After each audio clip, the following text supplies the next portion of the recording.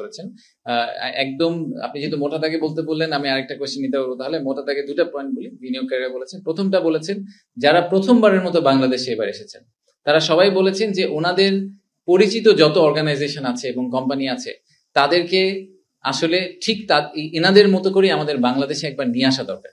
বাংলাদেশে ফিজিক্যালি আসা ছাড়া কোনোভাবেই বাংলাদেশকে ফুল ভিজুয়ালাইজ করা সম্ভব না, বাংলাদেশের মানুষকেও ভিজুয়ালাইজ করা সম্ভব না। কারণ আমাদেরকে মোটা দাগে সাউথ এশিয়ান একটা নেশন হিসেবে ফেলে দেওয়া হয় এবং আমাদেরকে মোটা দাগে ওই হাইলি ডেন্স এবং বন্যার্থ এই সেই হ্যান ত্যান বিভিন্ন ধরনের নেগেটিভ ন্যারেটিভের উপর বেস করে বাংলাদেশকে অ্যাজিউম করে নেওয়া হয়। তো এই বাংলাদেশের মানুষের যে রেজিলিয়েন্স, বাংলাদেশের মানুষের যে অ্যাটিটিউড, এই অ্যাটিটিউডটা আসলে এই স্পিরিট আপনি ফিজিক্যালি ইন্টারাক্ট না করলে কোনোদিন ধরতে পারবেন না। সো এইটা তাদের সবার কমন ফিডব্যাক। যারা প্রথমবার এসেছেন বলেছেন যে ওনারা সারপ্রাইজ এবং ওনারা মনে করেন যে আমাদের আরো উচিত যে এরকম যারা বাংলাদেশের কথা চিন্তাও করেন নাই বা করা উচিত তাদেরকে আমাদের ধরে ধরে বাংলাদেশে নিয়ে আসা। সো আমাদেরকে এটা একটু মাথায় রাখতে হবে। আর দ্বিতীয়ত হচ্ছে যারা অলরেডি বাংলাদেশের কথা কনসিডার আগে করেছেন এবং স্ট্রাগল করছেন, তাদের একটা বড় ফিডব্যাক হচ্ছে যে বাংলাদেশের বিজনেস কেস জানার পরেও বাংলাদেশে ব্যবসা শুরু করাটা এত কঠিন। একটা ফ্যাক্টরি যদি লাইসেন্স পেতে এবং গ্যাস ইলেকট্রিসিটি কানেকশন পেতেই 2 বছর লেগে যায়, তো তার বিজনেস কেস তো আসলে আর থাকে না। সো আমাদেরকে ওই ক্লায়েন্টের হ্যান্ড হোল্ডিং এর পিসটাতে আরো অনেক কাজ করতে হবে সরকার থেকে, যাতে তাদের এই এক্সপিরিয়েন্সটা অনেক বেটার হয়। আর আপনার লাস্ট কোয়েশ্চেনটা, যে আমরা যেই কারণে বলছি সরকারের কেন খরচ হচ্ছে, কারণ আমার ওয়ালেট তো গভর্নমেন্ট ওয়ালেট। সো আমি এই জন্য বলেছি আমার গভর্নমেন্ট ওয়ালেটের টোটাল খরচ কত হয়েছে। আমার পার্টনার অর্গানাইজেশন ছিল ওয়ার্ল্ড ব্যাংক, ইউএনডিপি, ফিকি, ইন্ডিপেন্ডেন্ট যারা অর্গানাইজ করেছে তারা অনেক ঘাম ছড়িয়েছে, সেটা আমি বাদ দিলাম, সেটারও একটা কস্ট আছে। But let's take that aside. But একদম যদি আপনি বলেন যে ফিজিক্যাল টাকা ইনজেকশন কত করা হয়েছে, সেটা রাফলি 5 কোটি টাকার মতো। বাকি টাকাটা আমাদের পার্টনার অর্গানাইজেশন গুলো আমাদেরকে সাপোর্ট দিয়ে করেছে, almost in the form of grant. They thought যে দিস ইজ ইম্পর্টেন্ট ফর বাংলাদেশের ব্র্যান্ড বিল্ডিং এর জন্য, তাই তারা আমাদেরকে ওইটা দিয়ে সাপোর্ট করেছে। সো অল ইন অল এই 4 দিনের, এগেন আমি এই জন্য বলছি যে কোয়ান্টিটেটিভটাতে কাইন্ডলি হ্যাং আপ হয়ে যাবেন না। হ্যাঁ, আমরা 1.5 কোটি টাকা খরচ করেছি মাত্র, হ্যাঁ মাত্র 5 কোটি টাকা লেগেছে, এবং হ্যাঁ তাতে 3100 কোটি টাকা ইনভেস্টমেন্ট হয়েছে। But that was not the idea. The idea is to build a pipeline to change the narrative of Bangladesh, এবং সেটাই আমরা পুশ করার চেষ্টা করেছি। আপনাদের সবাইকে আমরা 100% অ্যাক্সেস দেওয়ার চেষ্টা করেছি। অনেক সময় অনেক ইভেন্টে অ্যাক্সেস দিতে পারিনি, কারণ এত মানুষ ছিল, ক্রাউডেড হয়ে গেছিল যে আমরা সুযোগ পাইনি। বাট আমি আশা করছি যে আপনারা সবাই কোনো না কোনো সময় সামিটে কখনো এক সময় গিয়েছিলেন, আপনারা ইনভেস্টরদের সাথে কথা বলার চেষ্টা করেছেন, তাদেরকেও আমরা ফুল অ্যাক্সেস দিয়েছি যাতে আপনাদের সাথে কথা বলতে পারে। সো এই প্রশ্নের জবাব আমার দেওয়া উচিত না, এই প্রশ্নের জবাব আপনারা দিবেন, মিডিয়া দিবে, এই প্রশ্নের জবাব জেনারেল পাবলিক দিবে, বাংলাদেশের লোকাল ইনভেস্টররা দিবে, যে যারা এসেছে তারা কি নিউ ইয়র্কের ট্যাক্সি ড্রাইভার নাকি সে আসলে নিউ ইয়র্কের একজন ইনভেস্টর। সেই প্রশ্নটা আসলে আপনাদের কাছে আমার ফেরত দেওয়া উচিত, এই প্রশ্নের উত্তর আমার দেওয়ার দরকার নেই।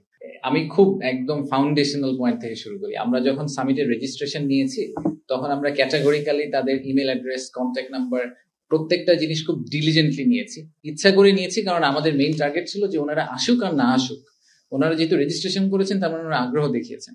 সো ওনাদেরকে আমরা এরপর থেকে একটা কনস্ট্যান্ট কন্ট্যাক্টের মধ্যে রাখার চেষ্টা করবো। তা আমরা এই সামিট শেষ হয়েছে, আমরা এখন ওনাদেরকে একটা থ্যাংক ইউ মেইল পাঠাবো আসার জন্য।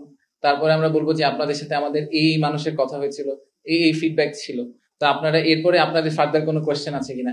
তারপরে অন আ পিরিয়ডিক বেসিস আমরা ওনাদের কাছে আবার ফিরে যেতে থাকবো যে আপনার কি আর কোনো ফার্দার ডিসিশন হলো কিনা, আপনি কি আরেকবার ভিজিট করতে চান কিনা। এই business development is a science, এবং business development as a science corporate ওয়ার্ল্ডে খুব কমনলি এক্সারসাইজ করা হয়, ব্যাংকিং সেক্টরে এক্সারসাইজ করা হয়, বিভিন্ন সেক্টরে এক্সারসাইজ করা হয়। So it's not a rocket science, it's a very simple structured approach. সেই স্ট্রাকচার্ড অ্যাপ্রোচের ভিতর দিয়ে আমরা এই পাইপলাইনটাকে নেওয়ার চেষ্টা করবো। Maybe we will succeed, maybe we will not, but we will try our best যে 100 জন ইনভেস্টরের মধ্যে থেকে যদি 10 জনকে আমরা কনভার্ট করতে পারি, আমরা সেই এক টপিকে আমাদের এটা ফেরত যাওয়া উচিত, আমরা ফেরত যাই যে এই ফুল সামিটে যারা প্রথমবার আসলেন তাদের মধ্যে যদি একটা $100 মিলিয়ন ইনভেস্টমেন্ট হয়, দ্যাট উড বি 1000 কোটি টাকা, 1200 কোটি টাকা ইনভেস্টমেন্ট। একটা 1200 কোটি টাকা ইনভেস্টমেন্ট হয় আমাদের আর পার্টনারদের 3.5, টোটাল 5 কোটি টাকার খরচে। That should be a big success for this summit. So I am not worried about the success of the summit from a quantitative point of view. সেটা less important. যেটা ইম্পর্টেন্ট হচ্ছে যে ইনভেস্টরদেরকে আমাদের রাইট এক্সপিরিয়েন্সটা দাও, যাতে ইনভেস্টর ইনভেস্ট করুক আর না করুক, বাংলাদেশ নিয়ে দুইটা ভালো কথা বলে, খারাপ কথা না বলে। We want to make Bangladesh a regional production powerhouse. সেটা করার জন্য যেটা মাস্ট, সেটা হচ্ছে পোর্ট কানেক্টিভিটি। পোর্ট কানেক্টিভিটি বলতে আমরা বুঝি যে চিটাগং এ আমাদের যে কয়টা পোর্ট, একটা চিটাগং এর এই মুহূর্তে একটা বড় পোর্ট হচ্ছে চিটাগং পোর্ট, যেটা মেইন পোর্ট যেটাকে আমরা বলি। এর সাথে লালদিয়া, পিসিটি, এরকম বেশ কয়েকটা নদীর উপরে পোর্ট আছে, কিন্তু এগুলা কিন্তু সব নদীর পোর্ট। বাংলাদেশে কোনো সামুদ্রিক পোর্ট নেই। So let's start with that. আমরা বে টার্মিনাল নিয়ে অনেক দিন ধরে কথা বলছি। সিঙ্গাপুরের একটা কোম্পানি আছে, দুবাইয়ের একটা কোম্পানি আছে, পিএসএ এবং টিপি ওয়ার্ল্ড, তারা অনেক দিন ধরে চেষ্টা করছে। বাট আমাদের টার্গেট হচ্ছে যে এই সেপ্টেম্বর অক্টোবর মাসের মধ্যে আমরা বে টার্মিনাল ইস্যুটা রিজলভ করে আমরা একটা সিগনিফিকেন্ট মাইলস্টোন ক্রস করব, নাম্বার 1। নাম্বার 2 হচ্ছে যে মাতার বাড়িতে যে ডিপ সি পোর্ট আছে সেটার আশেপাশে একটা ফ্রি ট্রেড জোন নিয়ে আপনারা দেখেছেন যে এবার ডিপি ওয়ার্ল্ডের চেয়ারম্যান এসেছিল, সেটা নিয়ে আমরা কথা বলার চেষ্টা করছি, যাতে বাংলাদেশ ইসেনশিয়ালি বিকামস দুবাই আর সিঙ্গাপুর থেকে আমাদের ডিস্টেন্সটা রাফলি 2 ঘন্টার মতো, রাইট? সো আমরাও কিন্তু technically we can also become another Dubai আর সিঙ্গাপুর, যেখানে আমরা একটা ফ্রি ট্রেড জোনের মতো করে অপারেট করবো, এবং আমাদের একটা ভার্টিক্যাল কানেক্টিভিটিও আছে, নেপাল, ভুটান, 7 সিস্টার্স এবং তার দিকে উপরে China. So we would like to utilize that the most. So এইটা একটা বড় ডিসকাশন পয়েন্ট ছিল আমাদের জন্য, যে পোর্ট এবং এয়ারপোর্ট যেগুলোর দ্বারা আমাদের ওভারঅল কানেক্টিভিটিটা ইমপ্রুভ করবে সেটা আমরা কিভাবে হ্যান্ডেল করছি এবং কত দ্রুত আমরা এই জিনিসগুলার, এই প্রজেক্টগুলাকে এমন একটা পর্যায়ে নিয়ে যেতে পারবো যেটাতে এটা ইটস ফুললি ফাংশনাল।